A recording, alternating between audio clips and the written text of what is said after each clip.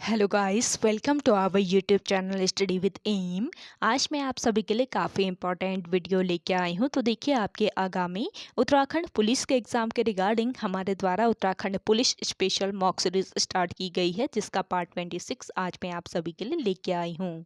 और ये सीरीज़ आपके अदर उत्तराखंड एग्ज़ाम के लिए भी इम्पॉर्टेंट रहेगी, तो आप सभी लोग हमारी इस सीरीज़ में स्टार्टिंग से लेकर एंड तक बने रहें। आज के इस क्लास में आप सभी को टॉप 20 मोस्ट इंपॉर्टेंट क्वेश्चंस दिए जाएंगे और क्वेश्चन से रिलेटेड जितने भी इंपॉर्टेंट पॉइंट्स हैं वो भी आपको इसी क्लास में ही बताए जाएंगे। तो आप चाहें तो इन पॉइंट्स को नोट डाउन कर सकते हैं। काफ़ी महत्वपूर्ण ये पॉइंट्स रहते हैं आपके आगामी एग्जाम के लिए। और इस सीरीज़ में हमारे द्वारा करंट के क्वेश्चंस भी इंक्लूड किए गए हैं, ताकि करंट अफेयर्स भी आपके इसी मॉक सीरीज से ही कवर हो जाएं। साथ ही साथ जीके जीएस और उत्तराखंड के क्वेश्चन इस मॉक सीरीज़ में मेंशन किए गए हैं। तो काफ़ी महत्वपूर्ण ये मॉक सीरीज़ है आपके आगामी उत्तराखंड पुलिस के एग्ज़ाम के लिए। और ये मॉक सीरीज़ आपको डेली रात को 8 बजे स्टडी विद एम के द्वारा प्रोवाइड कराया जा रहा है। तो आप डेली इस मॉक सीरीज़ को फॉलो कर सकते हैं। तो चलिए, आज के इस मॉक सीरीज़ को हम स्टार्ट करते हैं। स्टार्ट करने से पहले जिन लोगों ने अभी तक हमारे YouTube channel study with M को सब्सक्राइब नहीं किया है, वो सब्सक्राइब कर लें। साथ ही साथ बगल में जो बेल आइकन दिख रहा है, इसे भी प्रेस कर लें, ताकि हम कोई भी वीडियो डालते हैं तो उसका नोटिफिकेशन आपके पास जल्द से जल्द पहुंच जाए। आप सभी लोग हमारे टेलीग्राम चैनल को भी ज्वाइन कर सकते हैं। अराउंड 6.7 के यहाँ पे ग्रुप मेंबर्स हो चुके हैं। सुबह 10 बजे और शाम 8 बजे यहाँ पे क्विज का आयोजन भी कराया जाता है। इसके अलावा अदर इम्पॉर्टेंट अपडेट्स पीडीएफ्स यहीं पे शेयर की जाती है। लिंक आपको इसका डिस्क्रिप्शन बॉक्स में मिल जाएगा। बढ़ते हैं आज की वीडियो की ओर।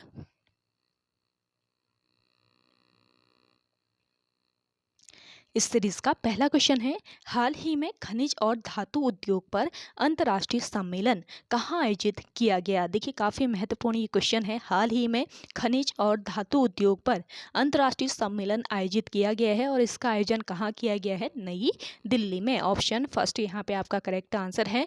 देखिए, भारत की प्रमुख खनन कंपनी कौन सी है? भारत की प्रमुख खनन कंपनी NMDC, यानी कि इसके फुल फॉर्म की बात की जाए तो नेशनल मिनरल डेवलपमेंट कॉरपोरेशन, और हिंदी में इसका नाम है राष्ट्रीय खनिज विकास निगम। तो भारत की प्रमुख खनन कंपनी NMDC ने FICCI, इन शॉर्ट इसका नेम है फिक्की। फुल फॉर्म की बात करें तो फिक्की का फुल फॉर्म होता है federation of Indian chambers of commerce and industry, यानी कि भारतीय वाणिज्य एवं उद्योग महासंघ। तो भारत की प्रमुख खनन कंपनी NMDC ने फिक्की के सहयोग से नई दिल्ली में transition towards 2030 and version 2047 theme पर भारतीय खनिज और धातु उद्योग पर एक सम्मेलन का आयोजन किया। और देखिए, आज़ादी का अमृत महोत्सव के भाग के रूप में इस सम्मेलन का जो आयोजन है वो इस्पात मंत्रालय और खान मंत्रालय के सहयोग से किया गया। किसके सहयोग से इसका आयोजन किया गया, ये भी आपको पता रहना चाहिए। तो आज़ादी का अमृत महोत्सव के एक भाग के रूप में इस सम्मेलन का आयोजन इस्पात मंत्रालय और खान मंत्रालय के सहयोग से किया गया है। तो हाल ही में खनिज और धातु उद्योग पर एक अंतर्राष्ट्रीय सम्मेलन का आयोजन किया गया। और कहाँ पर इसका आयोजन किया गया? नई दिल्ली में। चलिए, अगला क्वेश्चन है आपका, हाल ही में अनंग ताल झील, जिसे राष्ट्रीय महत्व का स्मारक घोषित किया गया है, किस राज्य केंद्र शासित प्रदेश में स्थित है? तो देखिए, हाल ही में अनंग ताल झील जिसे राष्ट्रीय महत्व का स्मारक घोषित किया गया है, किस राज्य केंद्र शासित प्रदेश में स्थित है, ये बताना है। तो ये स्थित है आपके कहाँ पर? नई दिल्ली में। ऑप्शन फर्स्ट यहाँ पे आपका राइट आंसर है। दक्षिण दिल्ली में अनंग ताल झील को संस्कृति मंत्रालय द्वारा, किस मंत्रालय द्वारा? संस्कृति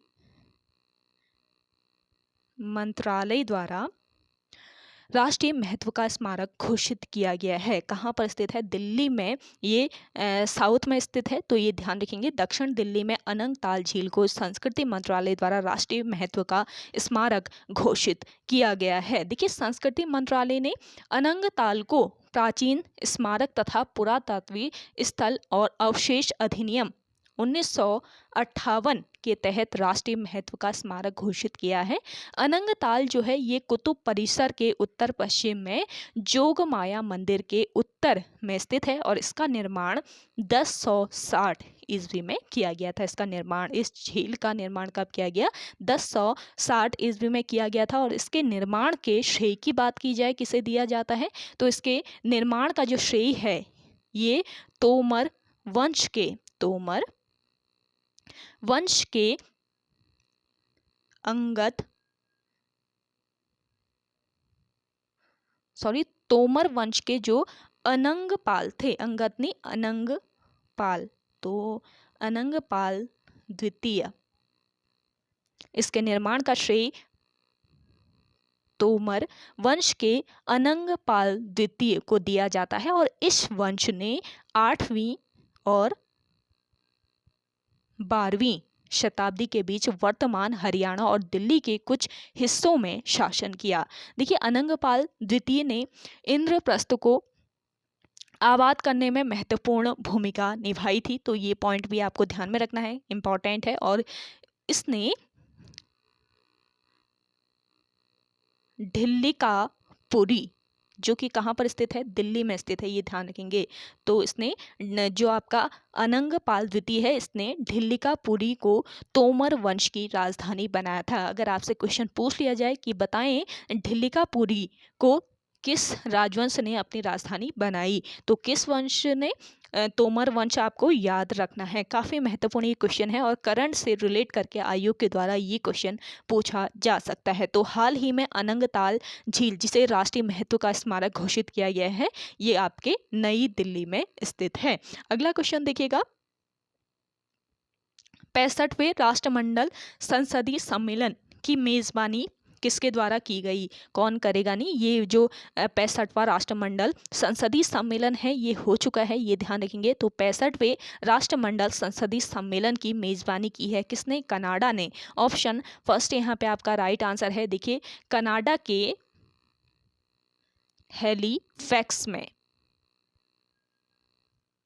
के हैलिफैक्स में 20 से लेकर 26 अगस्त तक 65वां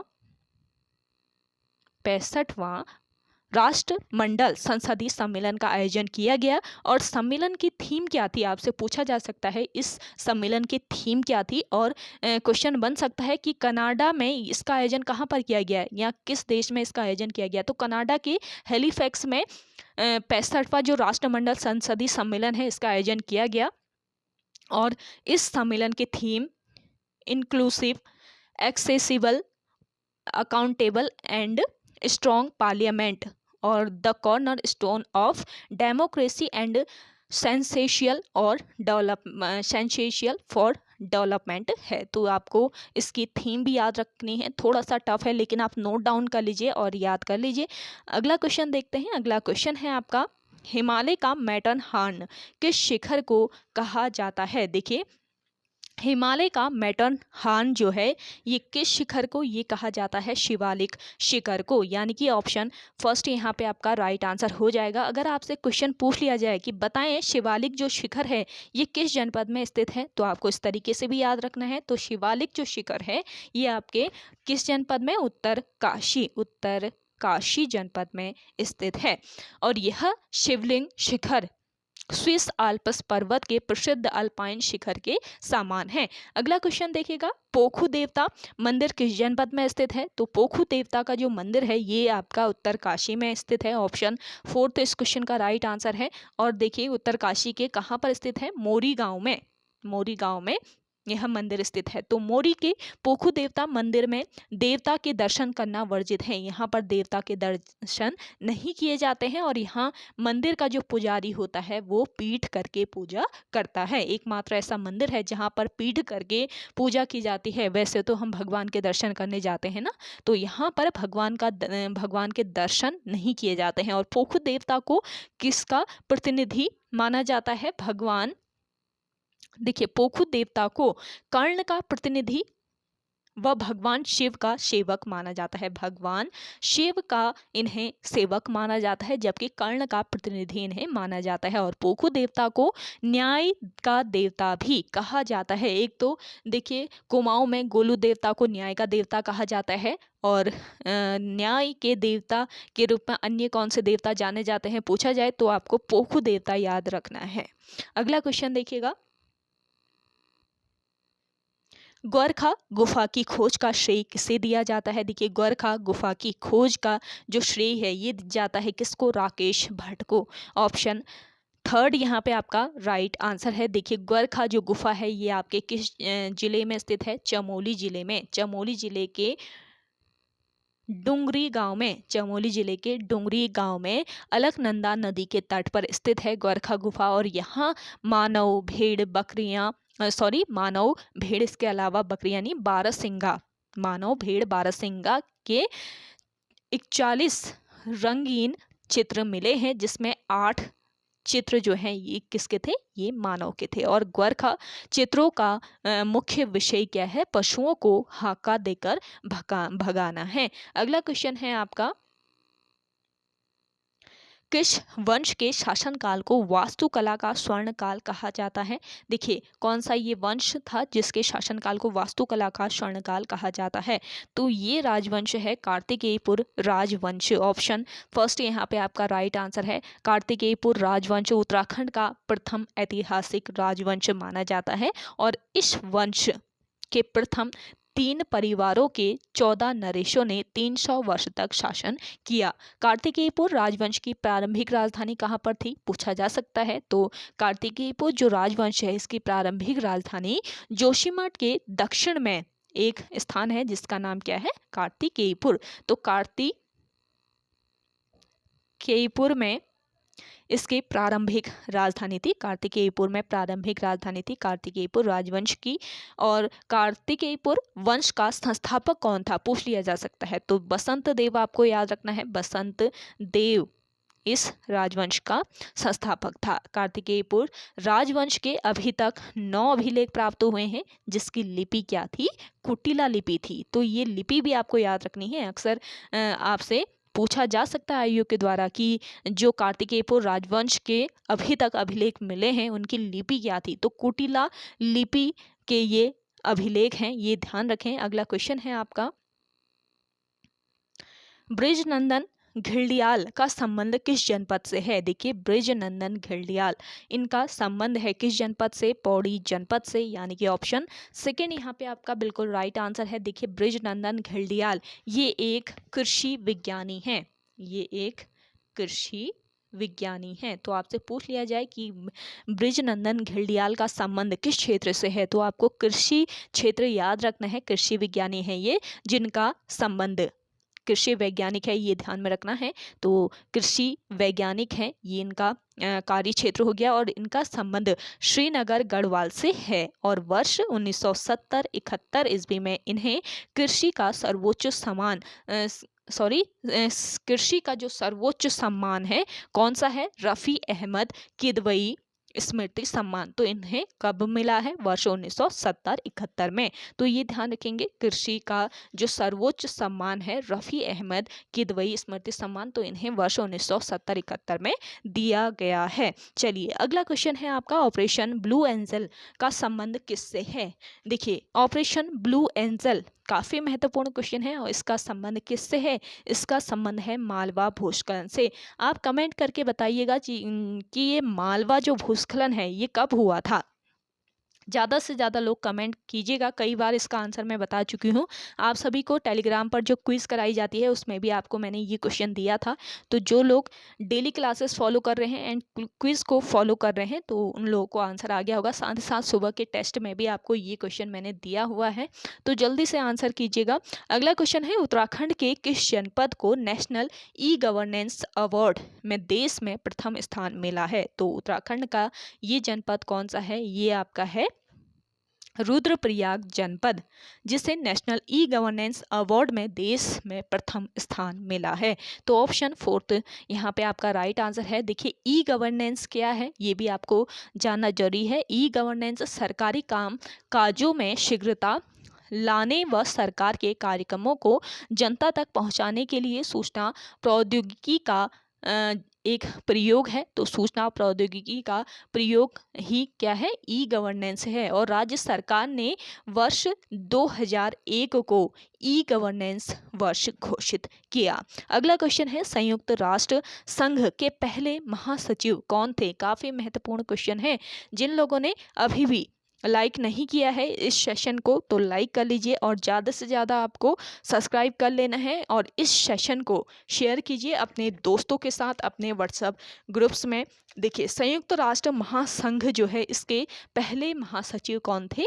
त्रिगवेली। ऑप्शन थर्ड यहाँ पे आपका राइट आंसर है। देखिए, संयुक्त राष्ट्र संघ की स्थापना कब हुई पूछ लिया जाए तो 24 अक्टूबर 1945 को संयुक्त राष्ट्र संघ की स्थापना हुई। और इसका मुख्यालय कहाँ पर है?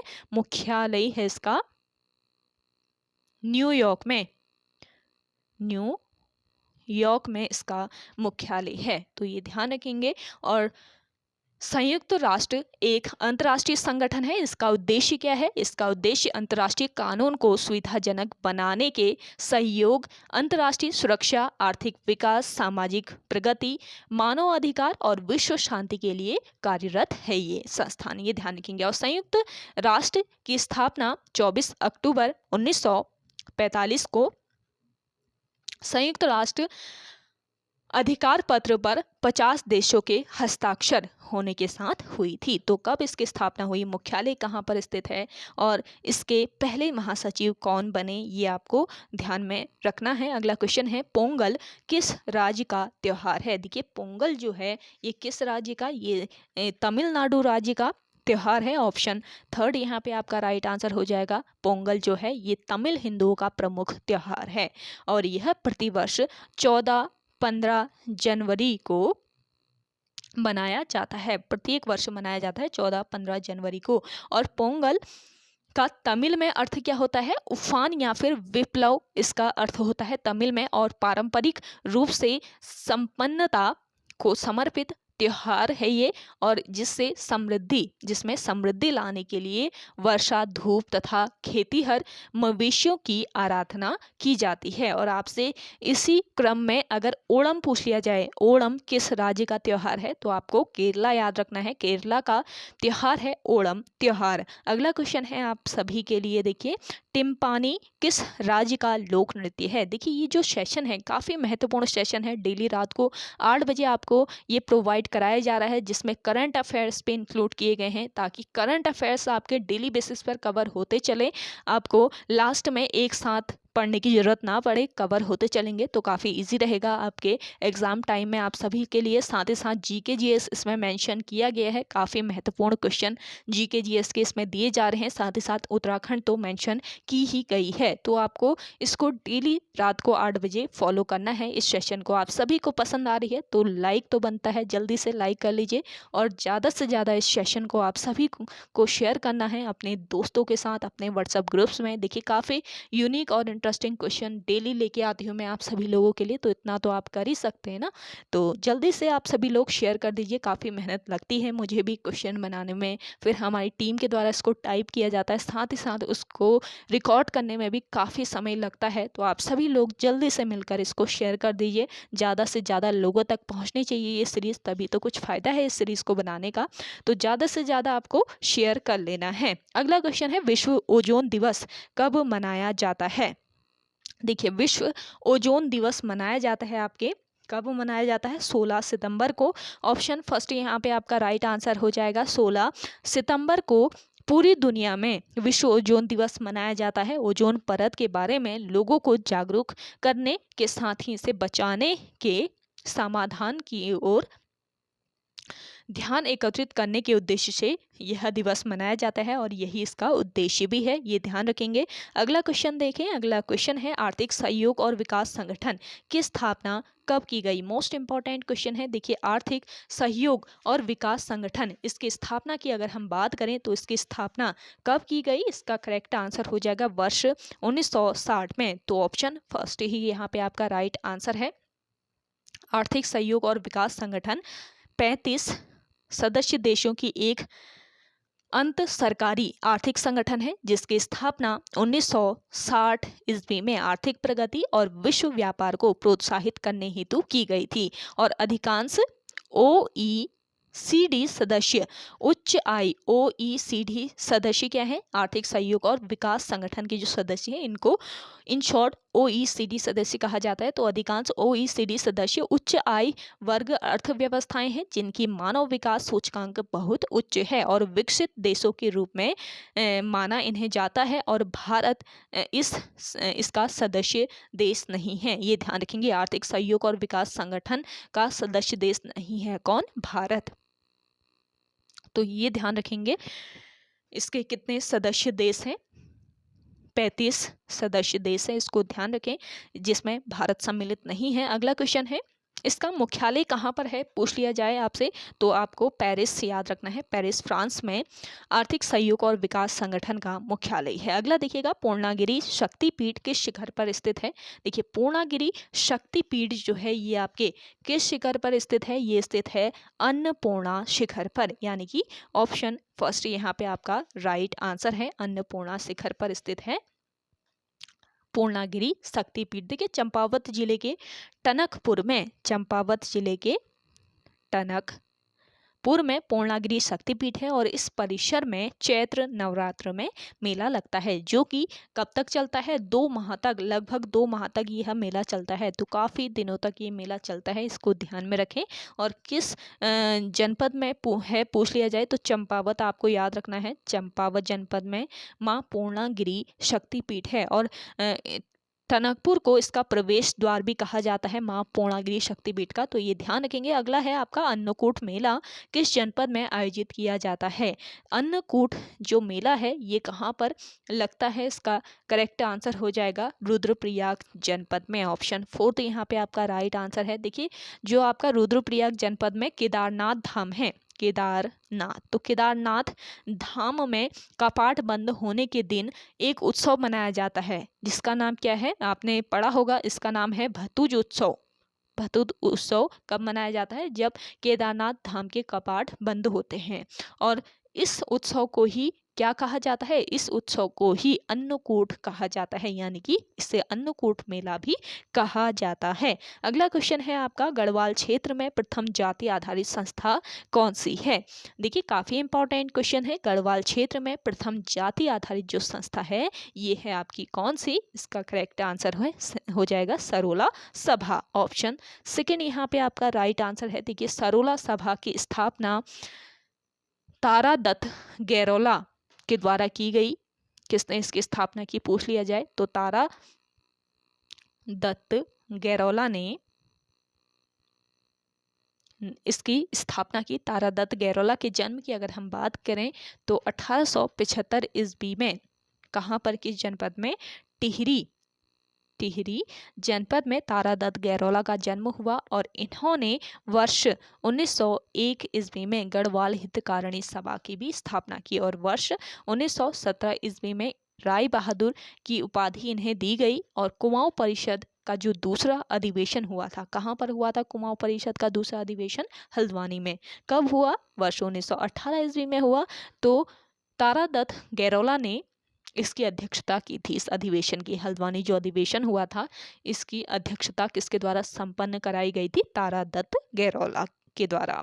तो अध्यक्ष थे उसमें तारादत्त गैरोला। तो ये ध्यान रखेंगे, सरोला जो सभा है ये गढ़वाल क्षेत्र में प्रथम जाति आधारित संस्था है और इसकी स्थापना तारादत्त गैरोला के द्वारा की गई है। अगला क्वेश्चन है, मौलिक पंडित उपनाम निम्न में से किसका है। आप सभी को किसी भी क्वेश्चन में कोई भी डाउट होता है तो आप सभी लोग अपना आंसर पूछ सकते हैं, आपको करेक्ट आंसर बता दिया जाएगा या फिर आपको मैं नेक्स्ट वीडियो में एक्सप्लेन कर देती हूँ। तो आप सभी लोग अपना क्वेश्चन, आपको अगर किसी और टॉपिक पर भी डाउट होता है तो आप सभी लोग मुझसे क्वेश्चन पुट अप कर सकते हैं कमेंट सेक्शन में। और कमेंट सेक्शन में आप कमेंट करके बताएं आज की ये क्लास आपको कैसी लगी। आप सभी का सपोर्ट भी बहुत ज़रूरी है हमारे लिए, आप सभी लोगों के लिए ही यहाँ पर क्लासेस प्रोवाइड कराई जा रही है। तो डेली आपको ज़्यादा से ज़्यादा क्लासेस फॉलो करनी है और साथ ही साथ शेयर ज़रूर कीजिएगा। और सुबह आप सभी को वन लाइनर क्वेश्चंस दिए गए थे। 100 क्वेश्चन दिए गए हैं सुबह वन लाइनर के रूप में। आप सभी को काफ़ी महत्वपूर्ण वो सीरीज़ है, तो आप सभी लोग जिन लोगों ने फॉलो नहीं किया है तो जल्दी से आप सभी लोग उस सीरीज़ को भी फॉलो कर लीजिए। आगामी उत्तराखंड पुलिस के एग्ज़ाम के लिए काफ़ी महत्वपूर्ण है। साथ ही साथ अगर आप कोई भी उत्तराखंड एग्ज़ाम दे रहे हैं तो उसके लिए भी वो सीरीज़ इंपॉर्टेंट रहेगी। तो सुबह 10 बजे और रात को 8 बजे आपको 2 क्लास तो डेली मिलती ही हैं। तो आप सभी लोग डेली इन क्लासेस को फॉलो कर सकते हैं। टाइमिंग आप नोट कर लीजिए। इतना टाइम तो आप निकाल ही सकते हैं ना अपने लाइफ के लिए। तो आप अगर आपको लाइफ में सक्सेस होना है तो आप सुबह 10 बजे और रात को 8 बजे थोड़ा सा टाइम निकाल सकते हैं। मुश्किल से आधे घंटे की क्लास होती है, तो इतना टाइम तो आप निकाल ही लीजिए। अगला है आपका मौलिक पंडित उपनाम से कौन जाने जाते हैं, या मौलिक पंडित उपनाम निम्न में से किसका है? तो मौलिक पंडित उपनाम है किसका? पंडित नैन सिंह रावत का। ऑप्शन फर्स्ट यहाँ पे आपका करेक्ट आंसर है। पंडित नैन सिंह रावत राज्य के पहले सर्वेयर हैं। ये ध्यान रखेंगे, राज्य के पहले सर्वेयर कौन है पूछ लिया जाए तो कौन है? पहले सर्वेयर हैं पंडित नैन सिंह रावत, जिनका संबंध कहाँ से है? पिथौरागढ़ जनपद या फिर पिथौरागढ़ जनपद के मुनस्यारी से इनका संबंध है। इनका जन्म कब हुआ? वर्ष 1930 ईस्वी में इनका जन्म हुआ। और देखिए नैन सिंह रावत को मौलिक पंडित के नाम से जाना जाता है, और इन्होंने वर्ष 1866 ईस्वी में नेपाल सीमा से लेकर लहासा तक सर्वेक्षण किया, और ब्रिटिश सरकार ने इन्हें एक उपाधि दी। कौन सी उपाधि दी थी? Companion of Indian empire. तो आपसे पूछ लिया जाए कि जो पंडित नैन सिंह रावत हैं इन्हें कंपेनियन ऑफ इंडियन एम्पायर की उपाधि किसने दी? तो आपको ब्रिटिश सरकार याद रखना है। और वर्ष 2004 में इनके नाम पर डाक टिकट जारी हुआ था। अगला क्वेश्चन है, लास्ट क्वेश्चन है आज के सेशन का। राष्ट्रीय बायोश्री योजना की शुरुआत कब हुई थी? मोस्ट इंपॉर्टेंट क्वेश्चन है। तो देखिए राष्ट्रीय बायोश्री जो योजना है इसकी शुरुआत हुई थी किस वर्ष? वर्ष 2017 में। ऑप्शन फोर्थ इस क्वेश्चन का राइट आंसर है। और यह योजना देखिए 1 अप्रैल 2017 को कहाँ पर शुरू की गई? आंध्र प्रदेश में। आंध्र प्रदेश में इस योजना को शुरू किया गया, और इस योजना के तहत देश के 207 जिलों का चयन किया गया, और उनमें से हरिद्वार एक है। सबसे पहले 2017 में इसको आंध्र प्रदेश में शुरू किया गया, बाद में अन्य राज्यों में भी इसकी शुरुआत हुई, और जिसमें से हरिद्वार का भी इसमें चयन किया गया। तो ये ध्यान रखेंगे, 207 जिलों का इसमें चयन हुआ जिसमें से हरिद्वार एक है।